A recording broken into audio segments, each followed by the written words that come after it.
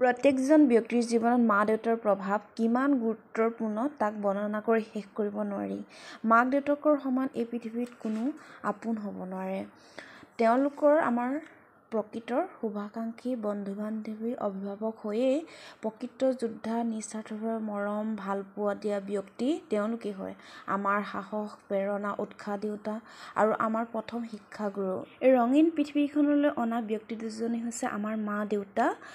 আমাৰ মা দেউতাই প্ৰথম এই পৃথিৱীখনত খোজ কাঢ়িবলৈ কথা ক'বলৈ শিকাইছে আৰু কি কৰা নাই আমাৰ কাৰণে। তেওঁলোকৰ সকলো দুখ সুখ লুকুৱাই ৰাখি আমি যাতে নিজৰ ভৰি নিজে থিয় দিব পাৰোঁ বা এই পৃথিৱীখনত আমি নিজৰ দায়িত্ব নিজেই ল'ব পাৰোঁ, তাৰ বাবে তেওঁলোকে কিমান কষ্ট কৰিছে বা কিমান কষ্ট কৰি গৈছে তাৰ মূল্য কিজানি আমি গোটেই জীৱনত তেওঁলোকক দিব নোৱাৰোঁ। পৃথিৱীত গঢ়ি উঠা বাকী সম্পৰ্কবিলাক স্বাৰ্থপূৰ্ণৰ ক্ষেত্ৰতে গঢ়ি উঠে। স্বাৰ্থপূৰ্ণ হ'লে সম্পৰ্কবিলাকো আঁতৰি যায়, কিন্তু মা দেউতাই তেনেকুৱা নকৰে। শেষ মুহূৰ্তলৈকে আমাৰ লগত সদায় থাকে।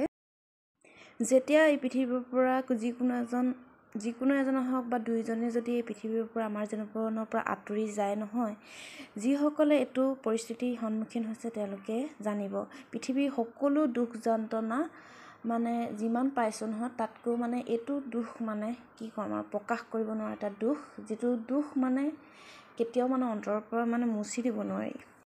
মা দেউতাৰ অবিহনে এই পৃথিৱীত জীয়াই থকা বৰ টান। নিজৰ দুখ লুকুৱাই তেওঁলোকে আমাক হাঁহিবলৈ শিকায়। শেষত সকলো জন্মদাত্ৰী মাতৃ দিৱসৰ বহুত শুভেচ্ছা শ্ৰদ্ধা আৰু কৃতজ্ঞতা জ্ঞাপন কৰিছোঁ এই ভিডিঅ'টিৰ যোগেদি। আৰু ভাৰত মাতাক অসম ভূমিক আৰু সকলো পিতৃ মাতৃকে ধন্যবাদ জ্ঞাপন কৰিছোঁ এই পৃথিৱীলৈ আমাক ইমান কষ্টৰে অনাৰ বাবে।